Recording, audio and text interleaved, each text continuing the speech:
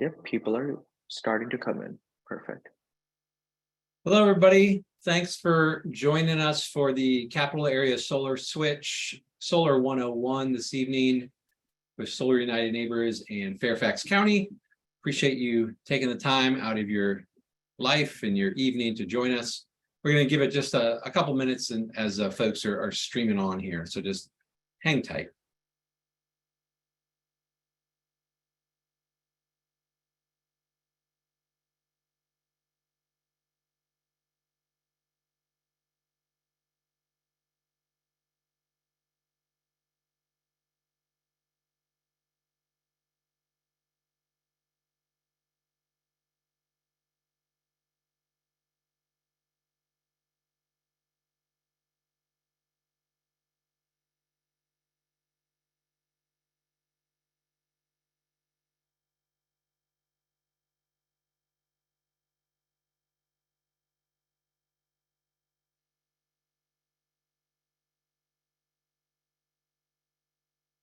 It looks like we might be at critical mass, so Just give it like another 15 or 20 more seconds and then we can get started. sounds great. So I'll just let you know.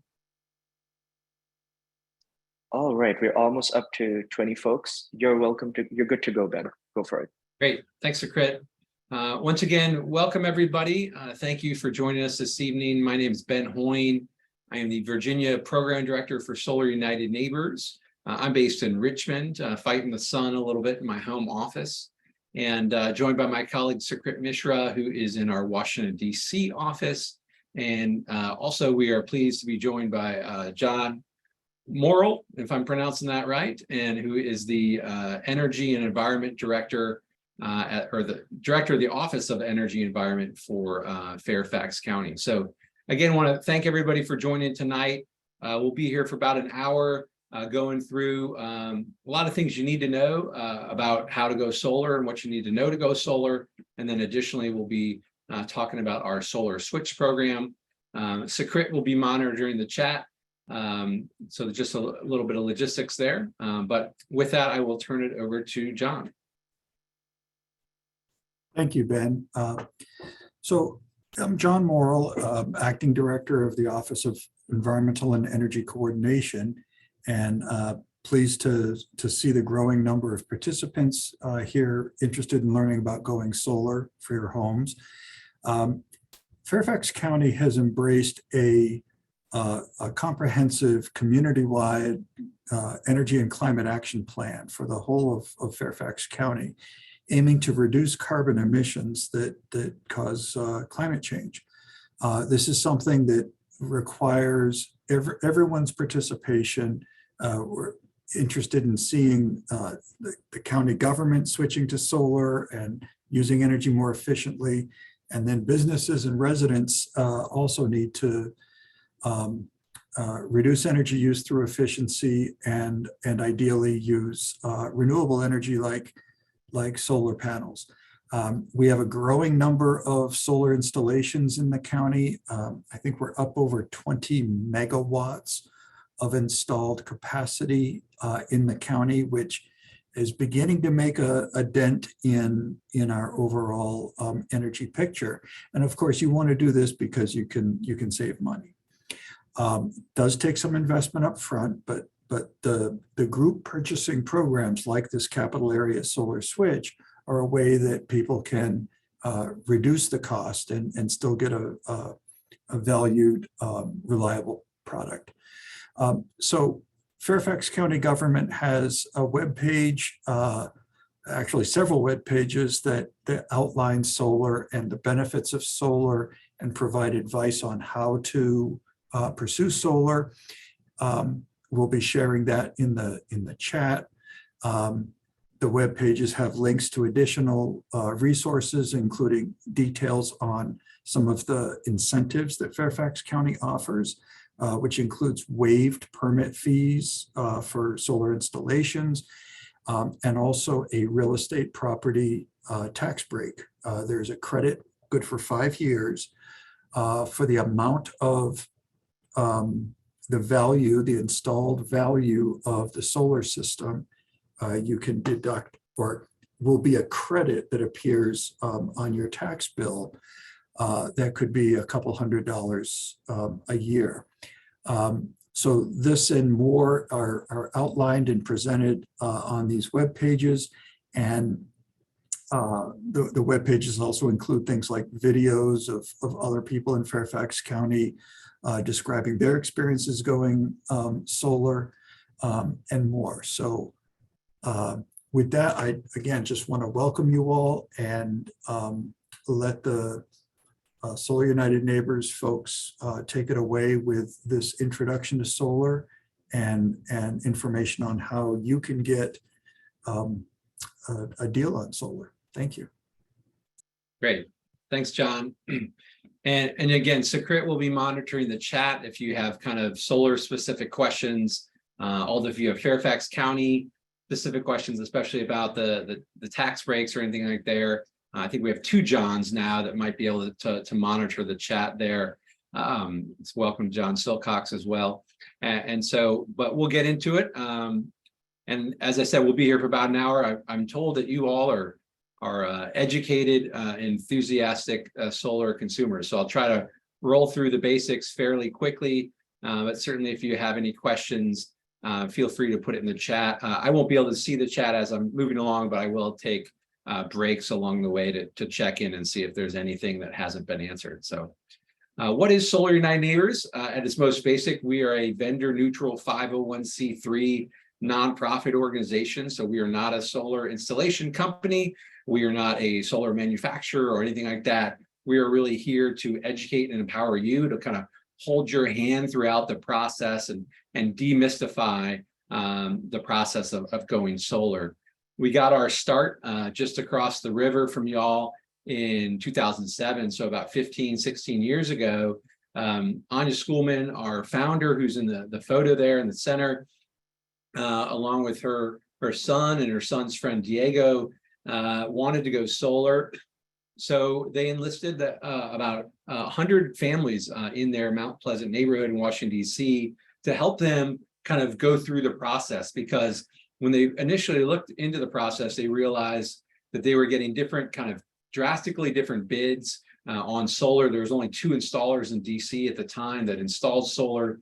They didn't even know how to attach it. The permitting process was really confusing and cumbersome, technology, et cetera. And so they decided, we need to band together and get some help and kind of go together as a group. So they had 100 neighbors that worked together for 2 years, and ultimately 50 of them ended up going solar in the Mount Pleasant neighborhood in Washington, D.C.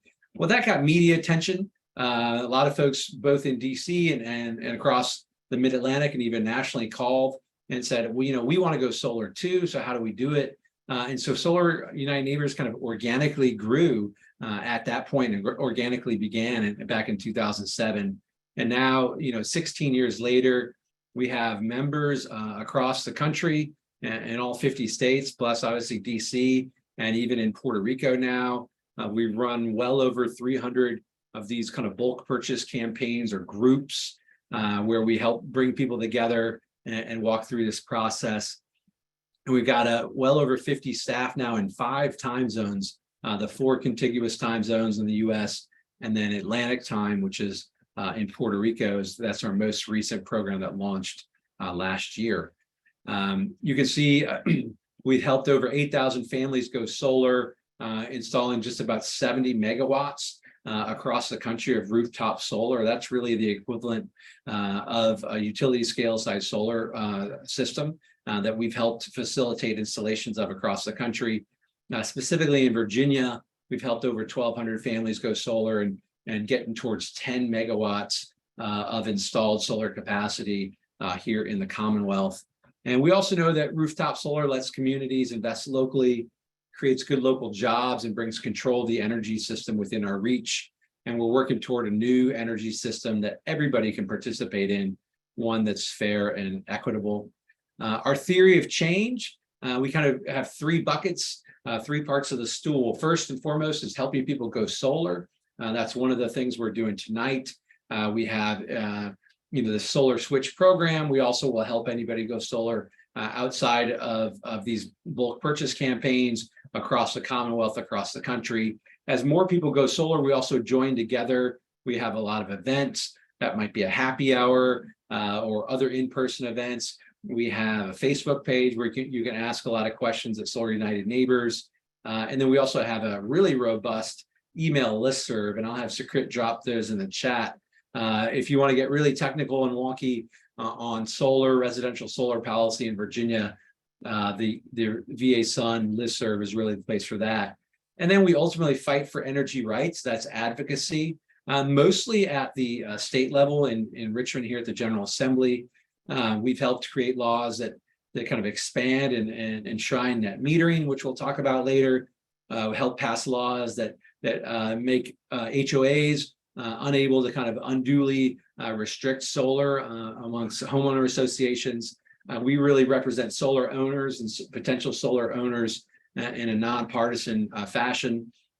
But we also do some stuff locally. We really have been leading the charge for many years to get Prince William County to reform its permitting process. One of the worst jurisdictions for solar permitting, residential solar permitting in the Commonwealth. And through our years of dedicated advocacy, just recently, they made a commitment to kind of move to this new kind of streamlined permitting process called Solar App Plus. Plus, they have waived the fees for about the next 12 months for residential solar permits, which is no small thing. As John mentioned, Fairfax County does that. That's really tremendous. I think Fairfax County historically is just about the only county that does that in Virginia. But Prince William County agreed to do that for the next 12 years, or so excuse me, next 12 months as a short step while they try to reconfigure their permitting process. So we're doing a lot of things behind the scenes. And then as we create an environment for more folks to go solar, the cycle continues. And what we'll cover tonight, we have real quick, we'll go over solar technology, and then we got solar economics, and we'll talk about the solar switch program. So solar technology, again, real quickly, we talk about solar photovoltaic or PV, which converts solar energy to electricity. Important to note that a solar panel or solar array is going to generate direct current or DC electricity. When you have more than one panel, that's called an array. Some people also call that a solar system. You can see from the image on the left here that the solar panel and the solar cell specifically is really well protected. I want folks to know and understand that solar panels will last a long time. The industry standard is the expectation of at least 25 years of production, and usually warranties will align with that. And so, solar panels are really strong. They're hail resistant. You're not going to need to clean them of rain or snow or anything like that. Just really want to emphasize that they're really built to last. This is kind of it'll be a little bit confusing, but I want to touch on again the kind of the things you need to know. So when you get a proposal for a solar installation, it most likely will come in kW, that's kilowatts, right? So 1,000 watts is 1 kW. So if generally panels nowadays maybe are around 400 watts. It wasn't too long ago that they were in the 300 watt range. And I just want to emphasize that it's not really, the most important factor is not how many panels you have, but it's actually the amount of watts or kilowatts that your system has. That's really the kind of the power production potential of your solar array. And so in this example, we could have 12 300 watt panels. Really basic math is that we would then have 3.6 kW or 3,600 watts. So this would be a 3.6 kW installation with 12 panels. Alternatively, we could have 400 watt panels, and we would only need 9 of them to also get 3.6 kW or 3,600 watts. So again, it could be 12 panels, it could be 9 panels. The most important thing for you to know when you get your bid is what's the total wattage. That's kind of like the horsepower, like what's the total power potential of your solar array. And then kWh, also known as kilowatt hours, this is what you are billed in, right? So if you're in Dominion Energy territory or whatever your utility is, when you read your bill, it'll say kilowatt hours, kWh. That's the amount of electricity used over a period of time. And so just wanted to stress there's kind of two differences there. Another thing to note, this number is maybe a little bit out of date. I think the average system size we're starting to see is more around 8 kW. But I want to stress that you don't need to offset all of your electricity usage. You know, I personally, I have about a 5 kW system size, which maybe is on the smaller size. It offsets about 50 to 60% of the usage at my house. And that's what worked for me and worked for my budget.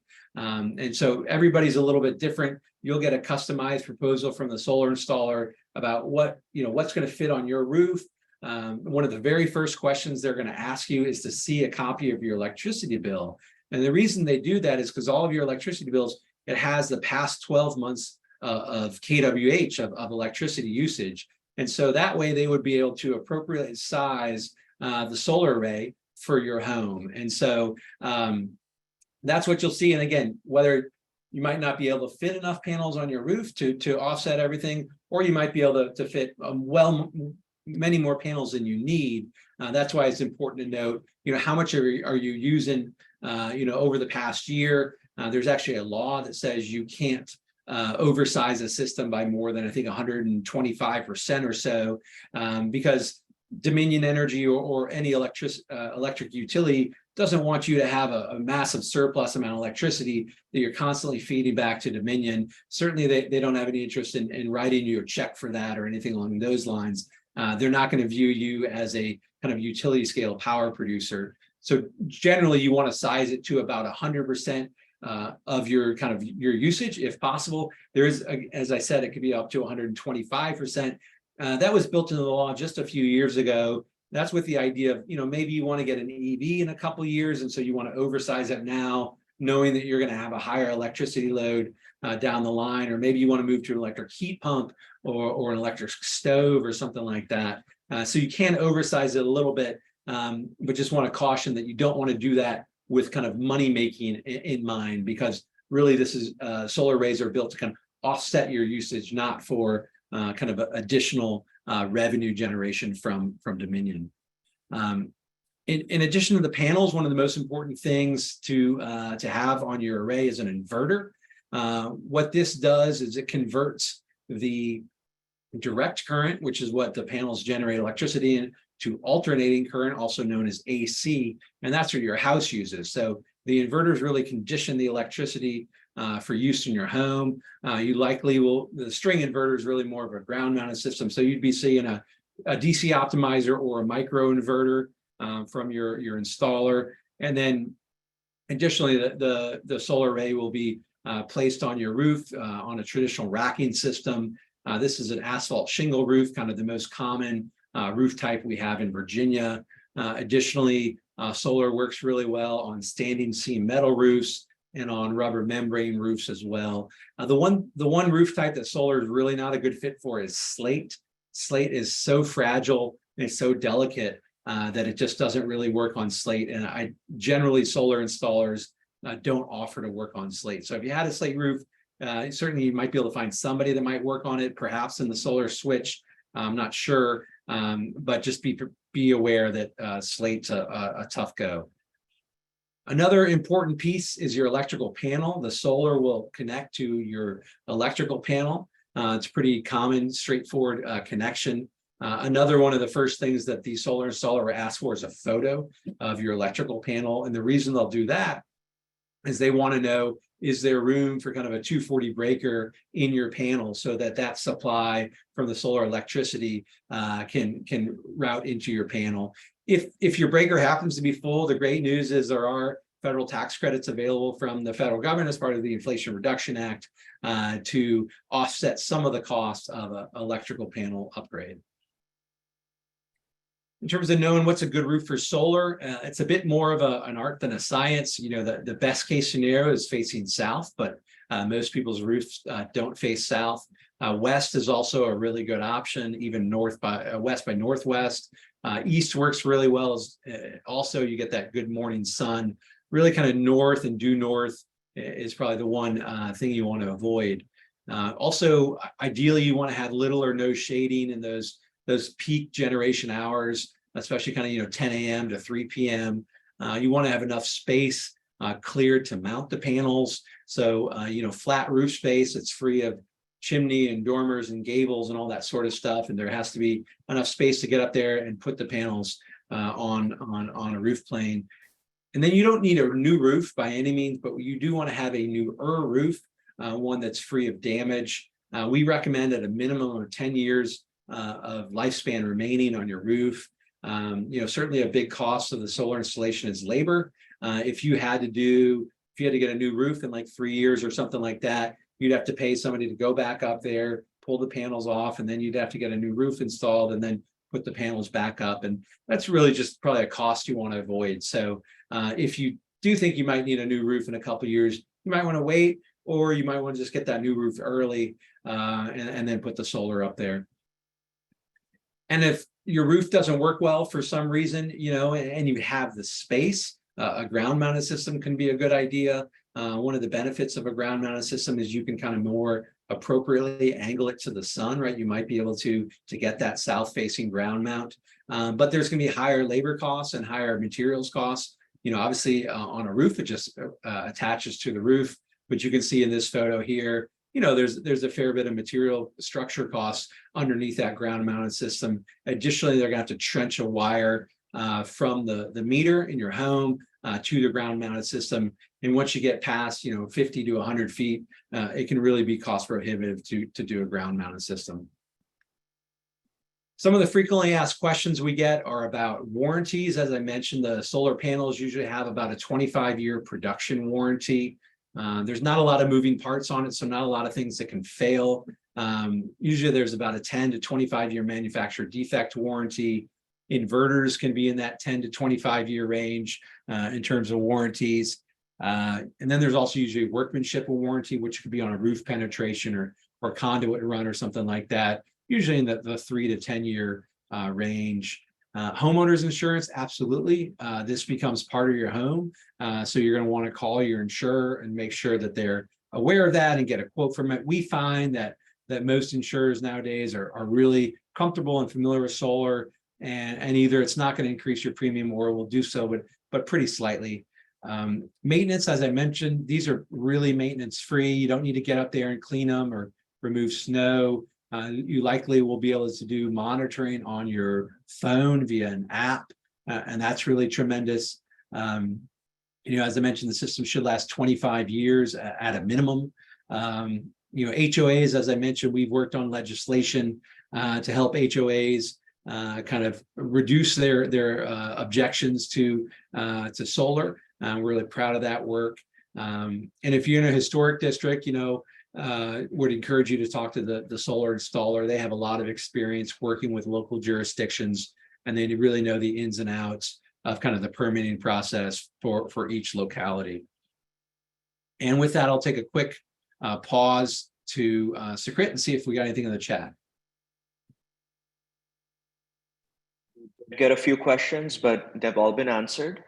And while you were giving, this first segment, we did have Colin from Lumina and Darren from SCW joined, so they're on the panel. If you want to just introduce them real quick, or we can just save that for the end. Completely up to you. Sure. Thanks, Crit. Thanks, Colin and Darren. So we do have 2 installers as part of the Solar Switch program. I might hold off until we get to the Solar Switch specific and probably the deluge of questions that we might have for the installer. So thanks, gentlemen, for joining. Just hang tight while I run through a little bit more, and then we'll get to you. All right. So moving on, some important terminology. We talked about the solar array and what that is on your roof. Solar inverters we talked about. You can see the electricity flows from your solar panels to your electrical panel, and your home kind of gets the right of first refusal on all the solar electricity generated. So any solar that's generated will go to your home first and foremost. If there is extra or surplus, it will then be pushed onto the grid, as we call it, the poles and wires that are outside your home. And that will kind of, in essence, make your utility meter spin backwards, so to speak. If there is a shortage of solar energy to power your home, let's say it's nighttime or on a rainy day or what have you, you would be pulling electricity from the poles and wires from Dominion, and that would also power your home as well. And there's constant communication between the inverters and the grid, so that your home is always powered at 100% capacity at a moment's notice. And so it's a constant communication. And then in terms of net metering, I kind of talked about it a little bit, but if you think about the electricity or the electrons, kind of the surplus electrons that are flowing from your solar panels after going to your home, and then onto the grid, kind of rolls your meter back, so to speak. And then in the evening and on cloudy days, would be pulling energy from the grid to power your home. It's at the end of the month, what is the net of that kind of electrons passing through your meter? And that's kind of how you're billed, so to speak. And ultimately, it's on a yearly basis. And so a couple important things to know: it is a one-to-one credit. So any electricity that your home, solar electricity your home sends to the grid is kind of credited at the same rate as it is when you kind of purchase electricity from Dominion. That's a one-to-one credit. That's a really critical tool for rooftop solar. We're blessed in Virginia to have that fair credit. We have a whole guide on net metering or net energy metering that I'll have Sakrit put on the chat. You can have surpluses daily, seasonally. Often people see that in the spring and the fall, when their HVAC systems aren't running nearly as much, as those are some of the biggest electricity hogs in your home. If you do have a surplus after a month, as an example, it can roll over to the following month, kind of like the old rollover minutes used to work. Maybe you'll dwindle those down in the summer when you're running that AC, or in the winter when the days are shorter and you're just generating less electricity, especially if you have electric heat. And so you can roll those over actually for a full year, and then ultimately you can roll it over for 2 years, and then they'll go away. So as I mentioned, you can have credits, but you're not going to get paid out for those by Dominion. They'll just be credits like you would have store credits or something like that. As I mentioned, it's kind of on an annual cycle. Important to note. Additionally, one other important thing to know is your annual cycle date is not January 1st, but it's actually based on when your interconnection date would be. My interconnection's in November. If you got solar through the solar switch, the next few months, and maybe it was installed in the new year, maybe it's installed later this year. Doesn't really matter, but it's just important for your kind of anniversary date is based on when you get permission to operate from Dominion. That's when you're kind of legally allowed to turn your solar array on.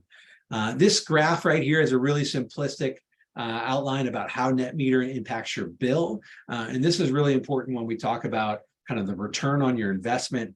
So imagine you consume 300 kilowatt hours in a month. That's a very low total, just doing simple math here. And your system produces 250 kilowatt hours. Doesn't matter if it's producing those and used at your home or using those to send to the grid. The difference there is obviously 50 kilowatt hours. And so your bill would only be the equivalent of 50 kilowatt hours. And so again, this is how kind of one of the key ways that your investment pays you back is through lower electricity bills. You will not have a $0 electricity bill. That's not possible. There's a minimum bill charge of $6.58 plus tax in Dominion territory. Let's say that's $7 or $8 a month ballpark that you'll have. And again, that's so you're connected to the grid. That's so you're powered in the evening and on rainy days. I know that's kind of a lot on net metering. Before I jump into the final little bit, I just want to ask if there's any other questions in the chat. I have one question from Joe. She has a question about faith-based institutions in the region. Can you talk about some of the key aspects that highlight our work with faith-based institutions here?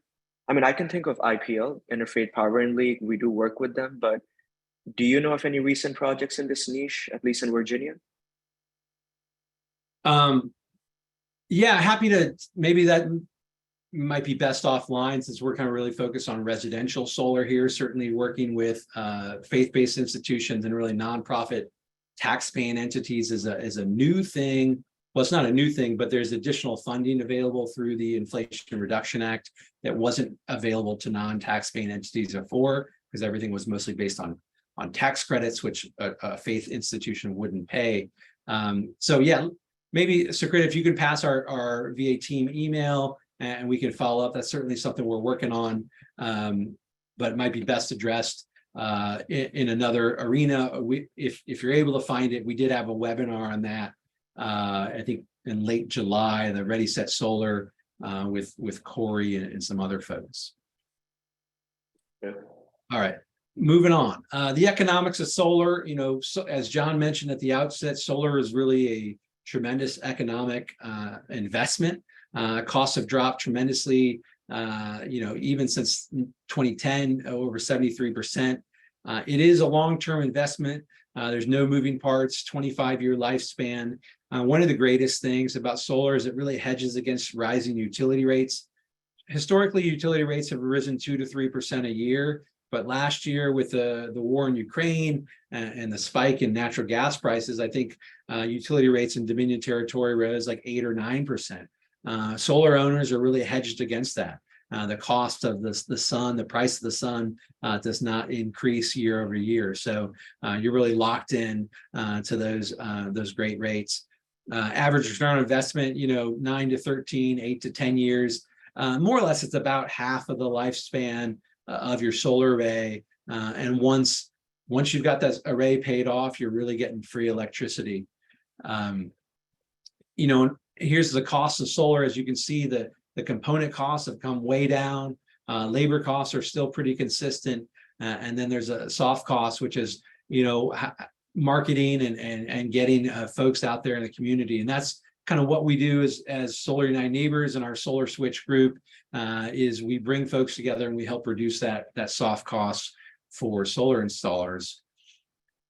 You can see some example pricing here. I don't want you to get lost in the numbers because there's certainly a lot of them, but I do want to kind of make sure that you understand how your solar array will pay you back, how the investment is paid back for you. So we're going to take kind of a basic group price of $275 a watt for easy math purposes. I think the solar switch price is actually a little bit lower than that. And 8 kW, let's look at the right-hand column, 8 kW, again, a very standard system size here in Virginia. So $2.75 times 8,000 is $22,000. One of the great things about solar is this is a turnkey price. This is not like when you go buy a car and they tell you the price and then you're ready to buy, and then they hit you with this and that and 12 other things that just jack the cost up a couple $1,000s. This is turnkey cash price. There is a 30% federal tax credit that is available. The important thing to know, this is not a tax refund. If somebody tells you this is a tax refund, that's not accurate. This is a tax credit, which means you must have federal tax liability. And so that's important to know. Also, this would come when you pay taxes. So if you got solar installed tomorrow, August of 2023, you would pay the $22,000 tomorrow, but you would take the tax credit, February, March, April of next year when you're filing your taxes. So just important to know, certainly comes back to you, but it's not instantaneous and you must have the tax liability. If you don't have that much tax liability, you can roll it over for up to 5 years. So we have that as a $6,600 value, brings kind of the net cost down to just over $15,000. And then as I mentioned earlier, you're going to be paying a lot less on your electricity bill, and that needs to be factored into the investment there. We use very conservative estimates, so we have that here as $1,100, and then in 10 years, the price of electricity will go up, so it's not a straight $11,000, but $11,700, which almost pays for the system in 10 years just on electricity savings. Additionally, there's something called solar renewable energy credits. As a producer of renewable energy in Virginia, that has value in the market. And so you can actually sell, let somebody else take credit for your renewable energy generation. That might be Dominion Energy, who's mandated by law to generate a certain amount of renewable energy per year. That might be Amazon or Google or Facebook or someone else that wants to claim that everything they power in Virginia is powered by renewable energy. So you are in essence allowing somebody else to take credit, for your generation, and that has value. There's a handful of brokers in the Commonwealth where you can kind of trade this in essence, like you're trading a bond on Wall Street or something like that. You can get paid on that a variety of ways. You could take a lump sum payment, which would be about your lowest level of payment at the outset. You could kind of sell your SRECs for 5 years or for 3 years or 1 year, or you can sell them on the spot market, which is usually monthly or maybe quarterly. And there's all different prices in there. I'm not going to recommend one or the other. Again, if you wanted to get on our Facebook page, certainly people ask that, or on our listserv. But again, there's revenue generated from SRECs in Virginia by law. And so that'll help pay you back. Again, we have a very conservative estimate of $9,000 on the system, which right there, the utility savings in 10 years and the SREC, we have a conservative upfront is, that's $20,000. So that's paid for the system itself. And then from year, again, 11 to 25, you're just saving more and more money. And so we have a whole webinar, I think, on SRECs. So you could learn about that for an hour. But that's just kind of the quick and dirty of SRECs. And then just in terms of tax credits, as I mentioned, the federal tax credit is 30%. Great part about the Inflation Reduction Act was it extended the federal tax credit. It had been kind of winding down. 26%, 22% was set. It was set to sunset completely, to go away completely, maybe this year. But thankfully, it was extended for 10 years. And so now it is 30% up until 2032 before it winds down for a few more years. Financing, there's a lot of different financing options. You can kind of do traditional things, take a home equity line of credit. You could refinance on your home. You could go to your local bank and get a traditional loan. The installers are certainly going to have lending options available to you that are very familiar, with the solar market. Additionally, there's a few credit unions out there that specialize in solar and clean energy products, the Clean Energy Credit Union and Community First Credit Union. All right, any other questions in the chat before we dig into the solar switch? Questions, you're good to go. All right, thanks, Akrit. And so the solar switch, what we're here for. What this is a bulk purchase buying group. As I mentioned, Solar United Neighbors, we've been doing this since 2007 in DC. We started in Virginia in about 2014. So this is year 10 of doing this work in Virginia and in Northern Virginia. We installed about a megawatt of solar capacity in Northern Virginia just last year. We have a rigorous vetting and background checks of our installers.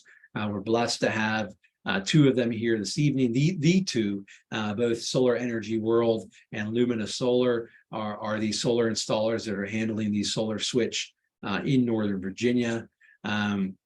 We negotiated a bulk rate, so we have a really good competitive installation rate through an auction process that we set up. And then Sakrit, myself, others at Solar United Neighbors, again, we're here to kind of be your advocate throughout the process to make sure you're understanding everything. And we also want you to become part of a growing solar movement, whether you go solar, don't go solar. Again, you're welcome to come and join us for a beverage next time, probably next spring when we have another event in Northern Virginia. Come join us at the General Assembly this winter, as we'll be advocating for a variety of good solar policies. And the good things to know about Solar Switch, this is a voluntary group. There is no cost to join the group, kind of to put your name in the hopper. Really what we're here for, Solar United Neighbors, is to give you the tools to make an informed decision. It is important to know the group has a beginning and an end, right? This is not endless bulk purchase prices. To that effect, the group launched in late May and actually closes on August 30th. So that's about what is that, 3 weeks or so from now. So you kind of got to get your name in the hopper, so to speak, by the end of August in order to take advantage of these tremendous prices. The cost of electricity, just like everything else, continues to go up. And so we certainly encourage folks to get in while they can. But again, there's no obligation. Putting your name in the hopper does not obligate you to ultimately purchase solar. But it's up to you to do that. But again, we're here to support you throughout the process. And the way to sign up is you can go to solarswitch.com. You can go to solarunitedneighbors.org and go to our Virginia page. There's a link there. Maybe Sukrit can drop the link into the chat as well, just so folks have it in a really easy hyperlink. And again, first and foremost, what we want you to do is to be a smart consumer. That's what we're here for, to educate and empower you. We're here to help. And if you have any questions, again, feel free to join our Facebook page, our listserv, or you can shoot us an email, VATeam@solarunitedneighbors.org. And so with that, I do want to introduce Colin Glode and Darren Weatherby Colin's from Lumina Solar, and Darren Weatherby is from Solar Energy World. They are both located in the capital region. So they are local installers, local to the area. Thank you, gentlemen, both for joining. Might just want to, Colin, I'll take you first. Just give you a minute to turn it over to you, and then Darren, come to you to kind of talk about what did I miss, or what are some important things for folks to know about going solar, or important things to know about Lumina Solar. Yeah, I think you did a great job, Ben. No, we're excited to be part of this. Both us and Solar Energy World are both highly regarded in the area, and it was a good vetting process that Solar United and iChooser did. So I think they've vetted us, and you've got two of the best installers. We've both worked in this co-op before. I think Lumina Solar, we did this 2 years ago. It was one of the most successful co-ops, even done nationally in the country. So we're just super excited. We've got good components. Nowadays, there were some questions around the panels and becoming obsolete.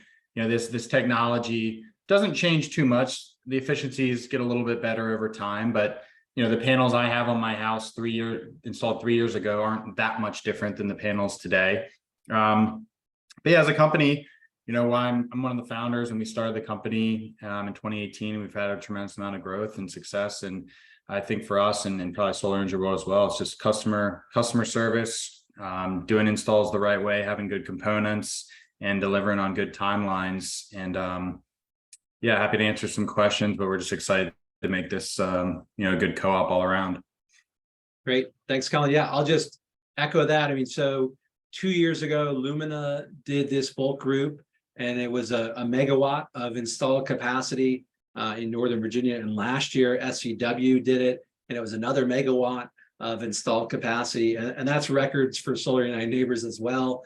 Those are the largest kind of bulk purchase groups we've had across the country. And so, Northern Virginia is kind of a shining star for this sort of work. So certainly worked well with both of these entities. And now we're thrilled to grow the program more and need 2 installers to kind of come in and service the group. So with that, I'll turn it over to Darren if you have any comments.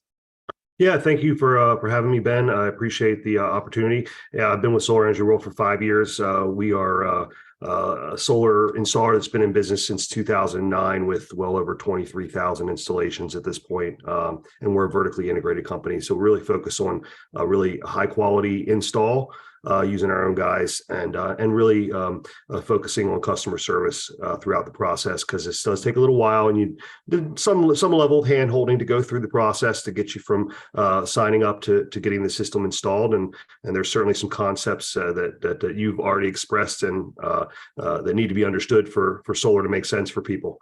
But at this point, with utility rates going up, you almost can't afford not to go solar. That's right. All right, I'm trying to take a peek at the chat here, and it's looking like there's a whole bunch of questions, and I see Colin and Darren have been answering along with Sakrit. So I see on shingles, and I'll just echo. I think I saw one question about obsolete technology. I got solar on my home. Oh, what year was that? It would have been 2021, so not quite 2 years ago. And I think my panels were 365 watts, which wasn't the biggest. I think the 400s were starting to be available 3 years ago, or excuse me, 2 years ago. And now 400s are pretty much standard. And so I think that's what you're going to kind of always see, is that the kind of the efficiency of the panels continues to grow. But I'll tell you another reason why it was great to go solar then, and another reason to go solar now is, you know, things change, right? Like there was a massive supply chain issue, obviously that is concerning for the industry, but there's little things you don't even think about. There's these fire codes, right? And so as there's kind of building codes that are updated every 5 years, every 10 years, most recently for solar, we had to work with the solar industry and firefighters and others to kind of to negotiate a bit on these new called setback rules. And so firefighters wanted to ensure that they would have roof access, you know, when solar panels are on there. And while we certainly, and the solar industry certainly supports that, we also wanted to make sure there was enough room for solar. And so now I believe that the roof setback is that one side of your roof has to have about 18 inches of clearance, plus you need a little bit of space at the ridge line as well. Initially, the firefighters wanted, I think, 3 feet on both sides. And so the good news is that now it's 18 inches on one side. But my home, when I got solar in a couple of years ago, that was not an issue. And so I've got more panels up there now than I would legally be allowed to put up just a couple of years later, because I got in before the fire codes changed. And so sure, the technology, you know, the panels are always going to get a little bit more efficient, but there's other factors out there. Cost of electricity going up, new fire code regulations, some supply chain concerns because of something happened in another country, you know, so there's just so many different factors that I think go into it. And so it's really hard to kind of wait for the perfect scenario, because there isn't such a perfect scenario. I think as we've learned, especially over these last 3 years, you know, everything just continues to get more expensive, and things come out of left field that you couldn't even expect. I see that the chat continues to blow up. Batteries, yes, batteries are certainly offered through the program. We didn't really touch on that. We have, again, I think we have a webinar on batteries as well. You know, certainly something that you could be, you could watch a webinar on our website, and I'm sure Lumina and SCW could certainly inform you on batteries. I know historically those have been subject to a lot of supply chain constraints as well. A lot of the technology in the batteries are competing with the electric vehicle demand for those kind of critical minerals and whatnot. And so just can be harder to come by, and you know, more expensive in terms of kind of the supply chain as those components and things you need for batteries are you know, have demand in other arenas as well. I see folks are still posting in the chat. That is great. I don't know if I'm missing stuff, Colin or Darren or Sakrit, if there's anything that I'm missing. Yeah, I'll just hit a couple of things. One argument for those installed panels because of trees. While not as prevalent in Virginia, there are community solar options where you could subscribe to a community solar project and virtually offset your bill. I don't think that's quite there in Virginia, but in Maryland and DC, that's possible. So that's a good solution with trees and renters. There was a question about roofing. So Home Fix is the parent company of Solar Energy World. We have a roofing company, Fusion Roof. So both companies can be able to incorporate roofing. Add significant load to roof structures. So as part of the process, whether it's us or the other company, we do structural analysis with the structural engineer to make sure the roof load can hold it. We'll look at the trusses. Typically not an issue. Sometimes you do see it on older houses, in which case there could be some work that can be done to, strengthen those trusses. Whether we do that or you do it separately, typically we recommend that gets done separately, but yeah, it gets done as a structural analysis as well as an electrical analysis that gets done. Great. And I'll just say on the community solar that you mentioned, Colin, and for the person, if you have trees or you can't go solar for whatever reason, you're a renter, you're going to move in a few years perhaps and don't want to make the investment. Traditionally, across the country called community solar. In Virginia, we actually call it shared solar. And so there is a program in Dominion Energy Territory for shared solar. It officially launched July 1 or officially opened July 1. There's no programs online just yet, although we expect the first programs to come online this fall. So that's a subscription service where you, in essence, buy kind of shares of a solar panel or a solar array that is elsewhere. That's one of the things we advocate for at the General Assembly. So that was in negotiations back in 2020. It only exists in Dominion Territory now. We're working to expand that to Appalachian Power Territory, which is Roanoke and kind of Southwest Virginia. And so continue to work on that at the General Assembly. And then also for the Dominion program, there's an administrative bill that's the highest in the country. And so right now, shared solar, while we haven't actually seen the rates because no projects are actually online, there's an administrative bill that's about an average of $55 a month. That would be in addition to the kind of the solar that you would be buying subscription to. And so likely makes it cost prohibitive for most folks, unless they're just really doing it for kind of moral or climate reasons. And that's more things we'll be working on at the General Assembly to try to bring that bill down. So encourage you, if that's something you're interested in, being able to access shared solar, or you have friends or kids or whoever that are renters or can't go solar, we need all the help we can get at the General Assembly. This is going to be a big turnover at the General Assembly this year. A lot of retirements and a lot of new faces that don't know a lot about solar. So we need all the help we can get. So certainly reach out to us at VATeam at solarunitedneighbors.org if you're interested in working on that.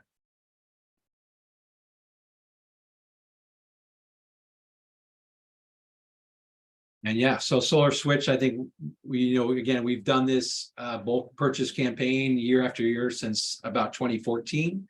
So certainly would anticipate it continuing sooner than later. And so, yeah, if you're unable to go now, you should have this option again in 2024, if not sooner. But again, the prices might be different. And if you want the tax credit this year, now's a good time to sign up. Absolutely. That's a question I have, Colin and Darren. How far out are you all on installs? If somebody will, signed a contract this month, would they be installed this year, or are we looking into 2024? What's the backlog? For Solar Energy World, generally we say anyone who signs in August, we can safely guarantee an install this year. Anybody who signs after September 1, we're going to do our best, and there's a good chance it'll get installed that year, but we don't control the counties or the utilities, and that's out of our hands. That's pretty much the same for us. By All right. September, it gets really case by case, but at this point, it's pretty safe to say everything should get installed by the end of the year, as long as it's not a crazy unique project. As long as we don't have a snowmageddon or something like that all of a sudden. So yeah, another reason to kind of don't delay and get in there, and so you can take advantage of the tax credit. So I see a question about changing your HVAC to electric. I don't know that would really impact the solar at all. What that really would do is, that would, increase your electricity usage. But again, assuming you're in Dominion territory, you're able to oversize your system anyways. And so presumably that would be enough to cover the addition of an electric heat pump. You can use a basic kind of energy usage tool to see what switching from gas to electric, what might do to your electric usage within a reasonable range. to say, hey, maybe we want to add 3 or 4 more panels to do that, or whatever the case might be. So I certainly don't think it's a prerequisite to having to do solar, but you could use a basic calculator to kind of see what that might add to your usage. Great. Well, I know we're just about at 7 o'clock. I'll give it another last call for questions in the chat. Get a question on batteries and EV charging stations. I could take a guess, but I'll let you guys throw that one out there if you happen to know what a battery generally costs and what an EV charger generally costs. I don't know our specific battery cost in the program, and I have to check off the top of my head. I don't know. EV charging stations, I think we have established price in there. I want to say it's maybe $1,600 to $1,900 range. You know, it really depends on the complexity of it, right? If you're just putting it in a garage and you got a panel close by, that's much different than trying to run it, you know, a panel across the house in a finished basement and running a lot of conduit. So depends on sort of the complexity, but I think it's that $1,600 to $1,900 range, but I'd have to check. And I'm not sure the batteries off the top of my head, but it's all published in the co-op. Yeah. Yeah, similarly, I don't have the exact pricing, but our EV stations are about the same. I think it's going to be around $1,400, assuming that you have very close to your main panel, with prices going up if we have to go, you know, to the other side of the house with the conduit. And batteries right now are hovering around $18K before tax incentive. Yeah, batteries are definitely not cheap. That's a great question about if the grid goes down, and I should have highlighted that. Important to know, if the power goes out from Dominion, you will not have access to your solar panels. That's a safety mechanism. As I mentioned, your inverters are constantly talking with the panels. And imagine if your solar array was backfeeding the grid while somebody's working or on the line, that could electrocute them and be a major safety hazard. So what you can do is you can kind of get your solar panels into what we call a closed loop or an island loop in conjunction with batteries, to where you have a smaller, you have the panels and the battery, and you can power a handful of things on that. Usually we wouldn't think you would power an entire home. Again, the HVAC is going to be the biggest usage, perhaps a mini split in a single room. I like to say you're gonna be able to power your coffee maker and your Wi-Fi. If you have some critical medical equipment or a well pump or something like that, or if you work in emergency management and you need to be online at all times, you can pair that with a battery. But if you don't have a battery, then when the grid goes down, you will not have power. Did I get that right, gentlemen? Yes, and I just want to add to that you can stack batteries to get whole home backup if that's what your goal is. Right. Obviously at a decent cost, right? Of $18K per battery, and you might need several batteries to power your home. But if that's in your budget, certainly something that can be done. So, all right. Well, again, sorry, go ahead. I was going to say, I would answer John's question. An automatic transfer switch, it works similar to a Generac generator, where the system and the battery would island themselves from the grid in the event of a power outage. Great.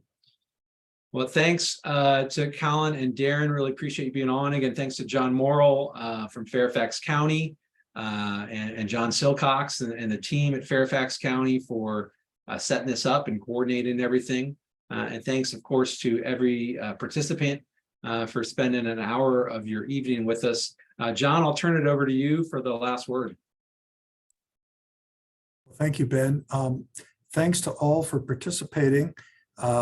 Please visit the website that Fairfax County has with more information on ongoing solar, and also has links in there if you'd like further information that isn't on the website. There's a general office email there for us as well. Thank you. Great. Colin, Darren, any final words?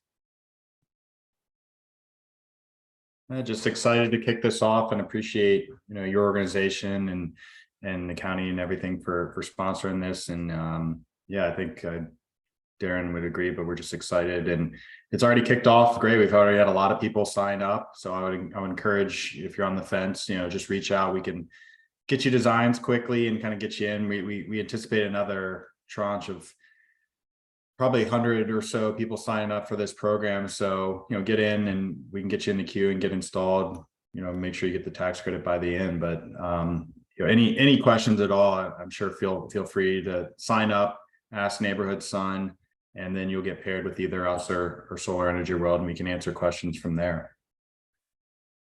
Great. Yeah, we're very grateful to be a part of this program. We're excited to hopefully make this this solar co-op to be the biggest one yet in conjunction with Lumina. We're very excited because every home that goes solar is a step in a positive direction towards combating climate change. Right. All right. Well, thanks, everybody. I see a question in the chat just again about signing up. Lots of ways you can go to solarswitch.com and click on Virginia. Just drop it over here again. Yeah, and secrets in the chat, solarunitedneighbors.org, and click on Virginia. Lots of ways to get there. Solar Switch or Solar United Neighbors, and you'll find it. So again, thank you for spending your evening with us. I really appreciate it. And we will bid you adieu. So until the next time.